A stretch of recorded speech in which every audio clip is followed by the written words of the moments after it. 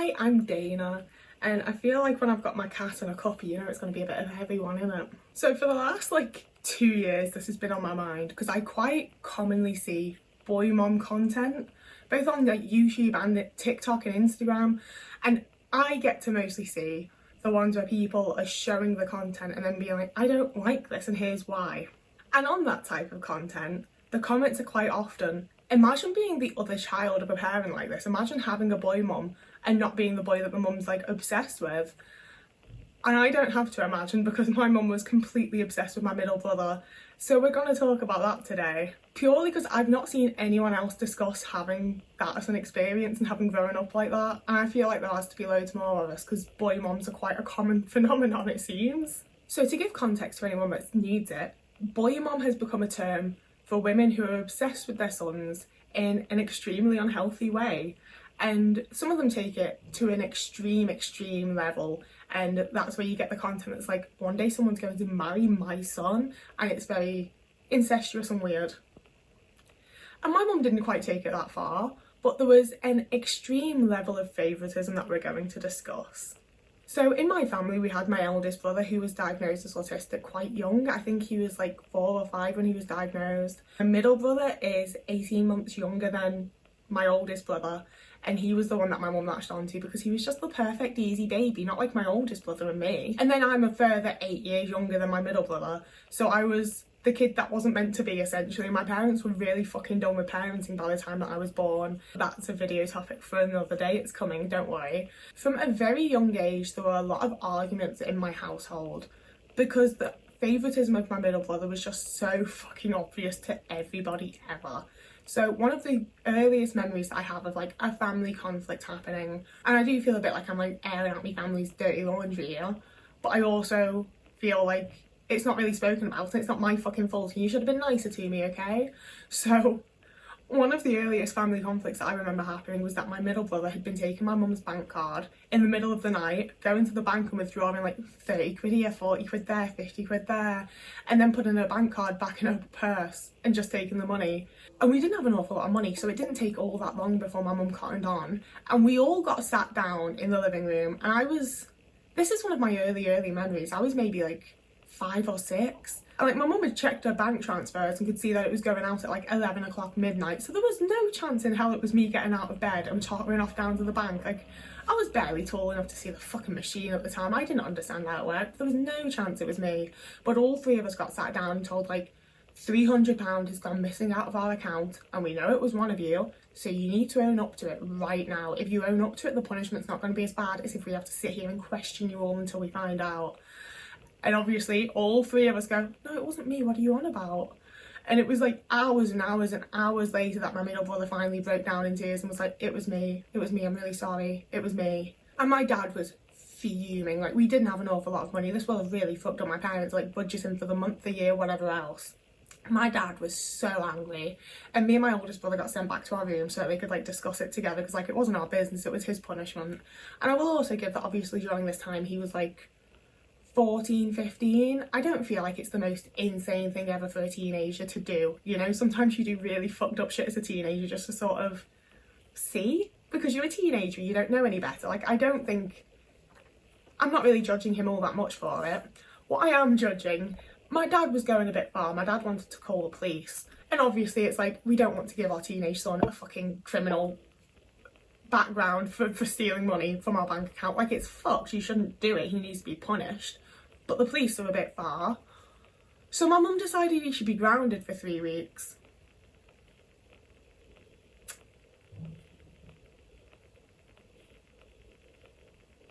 And that's the thing, is to this day, that's my reaction to it, because we're talking if my mum told me I should be in bed at a certain time and she got home from work and I hadn't gone to bed at that time, I'd be grounded for a month. I was very regularly grounded for a month. He stole 300 quid out of their bank account across multiple months and got 3 weeks grounding.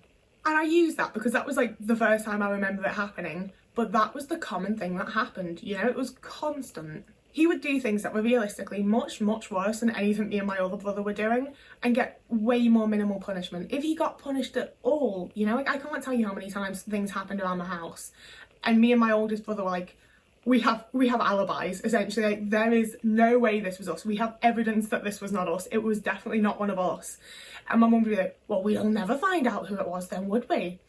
And it's like, well, we know who it was, because there's one other person that could have been that hasn't said anything, because it was him and he doesn't have the evidence that it wasn't. But he'd just get off with it. But if it happened where both my brothers had an excuse, or me and my middle brother had an excuse, the one that had done it would get absolutely fucking bollocked, you know? Like, we'd be getting screamed at, we'd be getting grounded, we'd be getting our pocket money taken off us, we'd be getting punished. But anytime it like turned out it was my middle brother, it was just, we'll never find out who it was then, will we? We're never going to know. Similarly, my middle brother was like quite badly bullied in high school, which I don't want to say some people deserve that, I don't want to say people bring it on themselves, but I know what he was like, and he didn't know when to shut the fuck up, you know? And like, if he spoke to people at school the way that he spoke to me and my other brother, I get why people decked him one, you know? I don't want to imply that he wasn't bullied or imply that it was his own fault, but I do think that a lot of the time he was probably experiencing the consequences of his own actions. And my mum battled and battled and battled for him. She was up and down to the school all the fucking time, constantly fighting his corner, until he was eventually taken out of school at 14 and put into the local community college to do like a whole apprenticeship course. And he got exactly what he'd wanted, basically. He didn't want to be in school, he wanted to go and do this like mechanics engineering course thing. And he kicked up enough of a fuss, and my mum kicked up enough of a fuss, that he got exactly what he wanted. When I was being horrifically bullied in school, my mum would tell me, well, you're just going to have to deal with it, aren't you? Or maybe if you were nicer, maybe if you weren't as weird, maybe if you made more effort to be like everybody else, maybe if you tried to fit in a little bit more, you wouldn't get so bullied, you know? Like, I would regularly come home from school in absolute tears and go, they said this about me and they said this and it did this to me. And unless someone had like hit me hard enough to bruise me, my mum was like, well, you're gonna have to deal with it, aren't you? What do you want me to do about it? What am I meant to do? I'm not in school with you, you're just gonna have to deal with it, aren't you? Maybe you can do something to make them stop, maybe you can try being a bit nicer or a bit more normal. And as you can imagine, when that's the way your mum's treating you and talking to you as a little girl, I got much closer with my dad. I ended up being a proper little daddy's girl. My whole family took this fucking piss out of me and bullied me and was shitty to me for being such a daddy's girl. But there were a handful of times that I called my brother a mummy's boy. I got absolutely bothered for it. I got in so much trouble for that. That was so rude and mean of me. Why would I ever say that? Why would I ever do that? But me being a daddy's girl was just an accepted fact. And I think that's where like a lot of things started to play into the whole thing that I've seen spoken about online, where like a father and daughter almost like team up and bond together and make the mum feel sort of stupid and mean or whatever else. And like, there was a point to which we definitely did that I'm not proud of. And like, that's the thing, is like, I don't necessarily feel bad about it because I was a child and both of my parents should have been doing better and then that wouldn't have happened. But also like, I don't feel good about it, you know? It's not what I would choose to do if I went back or whenever. But I also got, you know, no validation from my mother. Anything that happened to me that I felt was unfair, that I was upset about, whatever, was pointed as being my own fault. I'm like, well, that's because of the way that you are, honey. You know, like, nothing.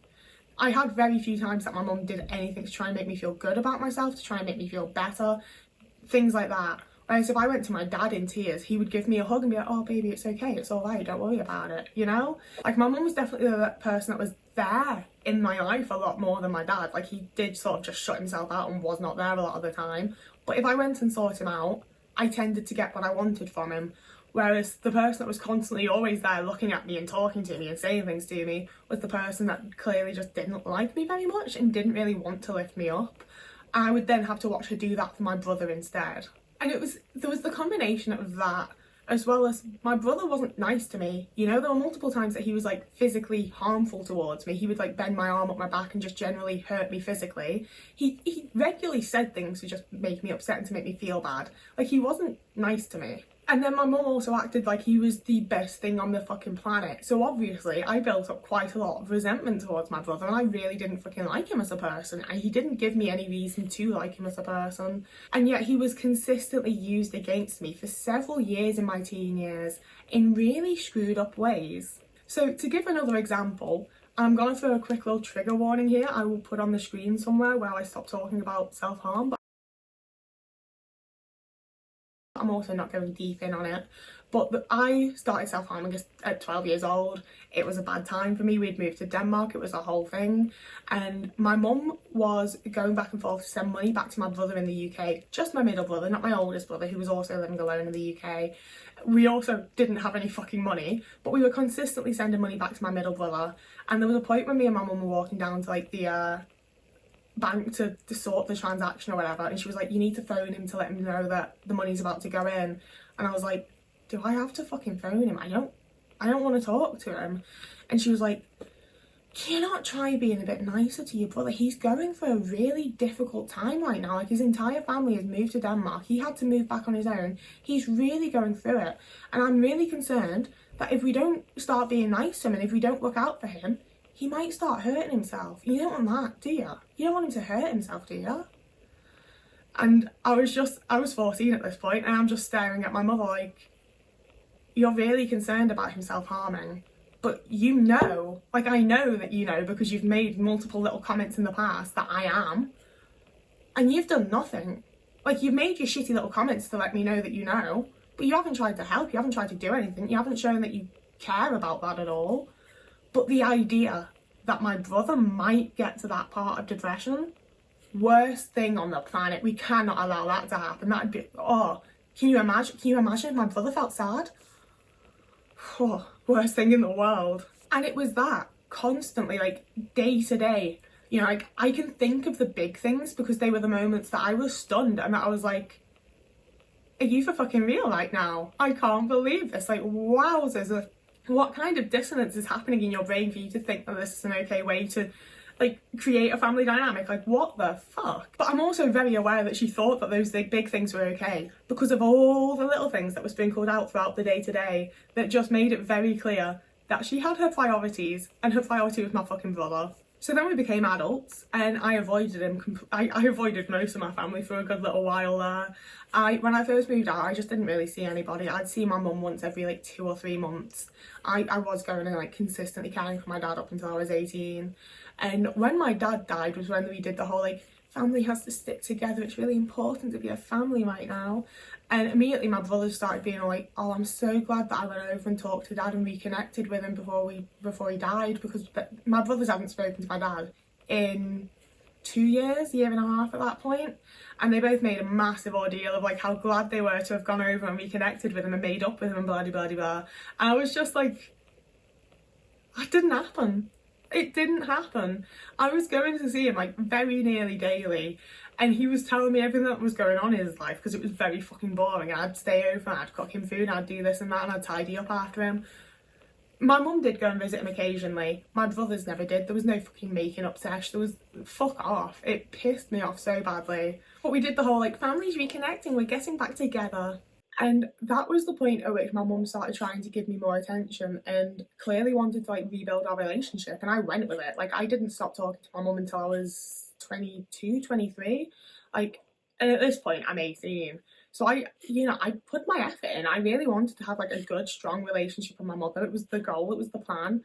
And my brother made it extremely, extremely difficult. So by this point I was living outside of my parents' house with my partner at the time, and my brother was still living with my mum. And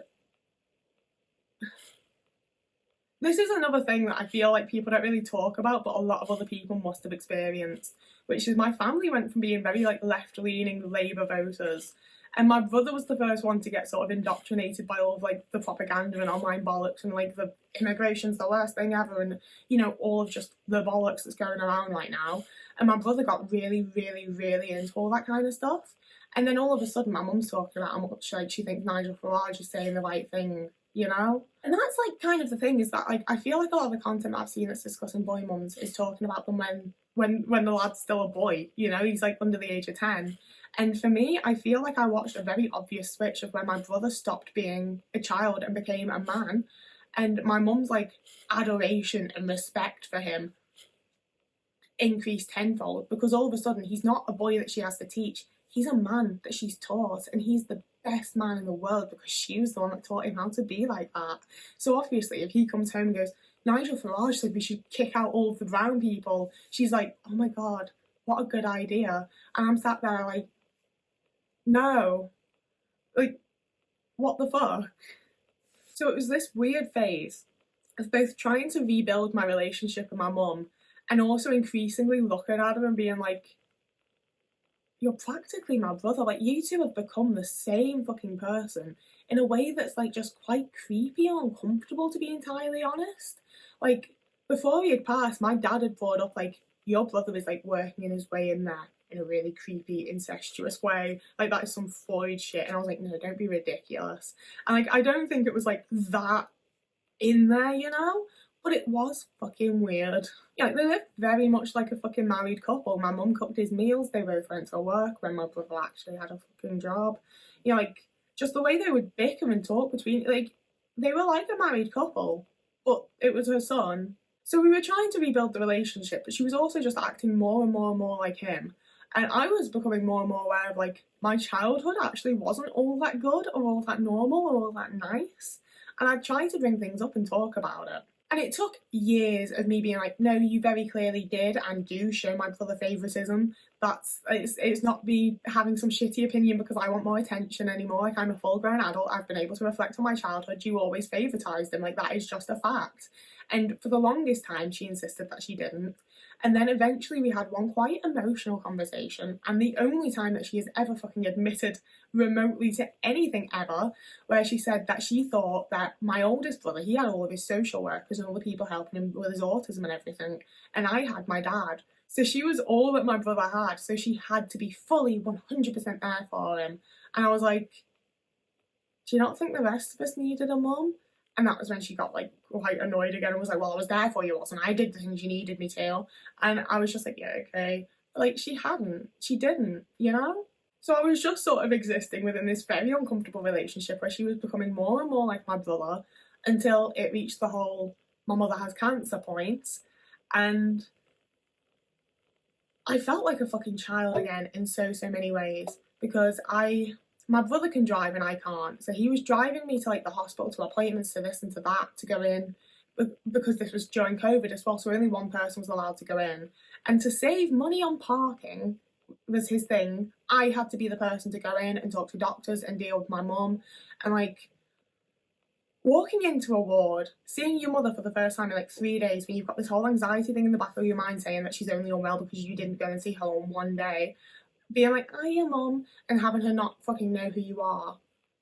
Like, it's horrible. It's absolutely horrible. And I'm sorry, like, this sounds a bit shitty, and maybe it is, but I don't care. He got to avoid so many of the horrible fucking parts of it by sending me in to do it for him. And then we'd go home, and everyone would be talking about how he's such a great son. He's so good. The way he looked after his mum. Or what would she do without him? What would any of us do without him? Isn't he just the best? He's just amazing.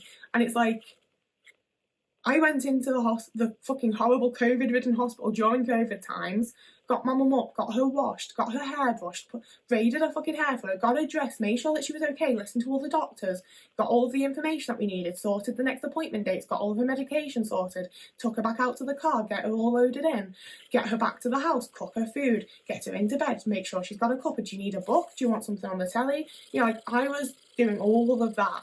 My brother was driving us. And then going out for a cig in the back garden while I got her dressed and washed and whatever else. And all of the praise was about him, you know? And I feel like that's something that, like, I haven't brought that up loads, but I feel like it is something that's quite often taken in the wrong way, where people are like, oh, so you wanted praise for looking after your mum? I'm like, no, I didn't. I just didn't want to have to listen to someone that wasn't fucking doing anything get the praise. If there had been no praise involved, I would have been fine with it, because I do think, see, now, obviously, having been estranged and cut her off and had her die and all of that, I'm like, it's not fucking up to me to look after you if you're not going to be nice to me. But at the time, I very much had the stance of like, she's my mum. This is what you do. You look after the people that are close to you. Like, if there just hadn't been any praise whatsoever, I wouldn't have minded, because that's just what you do. You look after the people that are close to you. But I'm not sitting around and listening to someone else get all the fucking praise and all the credit and all the validation when I'm the one fucking doing everything. And like, it was coming from my mum as well, you know, like, it's not like it was just the people that didn't have the full context or didn't know what was going on or things like that. Like, it was coming from the person who saw that I was the one there doing all of the shit and would still be like, oh, thanks so much to my son. He's just the best. He's been doing it all. This is so difficult for him. It's a really hard time for him. And like, I'm sat there like, I just don't exist then, do I? I'm just not fucking here. Nothing's difficult for me. I can just put up with anything. Great. So it's one of those things where I don't entirely blame him for me not being able to have a relationship with my mother, because she was a full-grown adult. You know, there were 1,000 things that she could have done better and things that she did wrong and blah blah, so on and so forth. I absolutely don't think my relationship with my mother would have been as strained as it was at any point had my brother not been there, and if she hadn't treated him the way that she did, and if he didn't, you know, if that whole boy mum thing hadn't been happening. I just think that I probably wouldn't have ever had to cut off my mother. There were so many times when she was, yeah, there were multiple times that he went off to like try and be independent and just couldn't fucking manage it and ended up moving back in with mummy. But those times when she was living on her own and I was the person that was seeing her more often, we got on. You know, like, I did have nice times with my mother. There were times that I really liked my mum as a person. And as soon as she got back to being close with my brother, which should be after like a couple of months, a few weeks, you know, like it was never long periods in between. As soon as she got back into like regular contact with my brother, she changed. Like, she was like a different fucking person. I couldn't say the right thing. Everything she said, I was like, what a horrible opinion to hold. Like, she just changed into a different person, and I'm never ever going to be able to like fully properly understand it. But I know that I did the right thing by leaving that situation and choosing to not be a part of it. And it's sucked in a million and one different ways, but I did the right thing for me, and that's all I can do. You know, like, I can't change anyone else's life. I can't change what anyone else is doing. I can change what I'm doing, and I did. And it sucked, but I think I did the best thing for myself. But yeah, the point of this is that I feel like loads of other people must have had this experience where there's just been like an incredibly clear type of favoritism in the family, and I was always given the vibe of like, you're just jealous, you just want even more attention than you already get, you're already the favourite and you just want more, you can't stand anybody else getting some attention, can you? And like, obviously I'm always going to be reflecting on things from my own perspective, everything's always only ever going to be from my point of view, but I've tried my best to reflect in like a fairly objective way. And I think it's pretty fucking obvious that there was very clear favouritism, you know? Like, when people talk about boy mum behaviours, they're things that I recognise from my own mum and the way that she treated my brother. You know, and I feel like it's something I've had to hold a lot of shame about, and that I have deeply internalised as like my own shit. When like, no, that was the stuff that my family was doing, that was the family dynamic that I was born into. There wasn't anything that I could do to make overhaul it. That was just, I could only overhaul my own bit. You know, like, sometimes that's just the way families are, and I think it's a lot easier for them to act like we're the assholes for noticing it than it is to actually be like, oh, I've been doing something wrong and I need to reflect and change my behaviour. You know, that's very difficult for people to do when their behaviour isn't very nice. I mean, even for me personally, like, there's definitely been times that I've had to do that and I've definitely not enjoyed it. You know, and I don't feel like it's been over things where like I've traumatised someone. You know, I don't feel like a lot of my shit's like that deep, and I still didn't enjoy it and had a lot of learning and shit to do. So I get it, but also like, do better. I do worry sometimes that these videos aren't actually helpful to anyone and that I am just trauma dumping on the internet. You can follow me here if you want to. A like and subscribe's always lovely. You can also follow me over on Blue Sky, TikTok or Instagram if you want to. If you really want to, if you really like my content, you can find me over on Patreon or Ko-fi. But you don't have to, there's not any pressure, it's all fine. You've made me so self-conscious about saying that. Anyway, whoever you are, wherever you are, have a lovely morning, evening, day, afternoon, week, month, year, and I will see you again in a couple of days.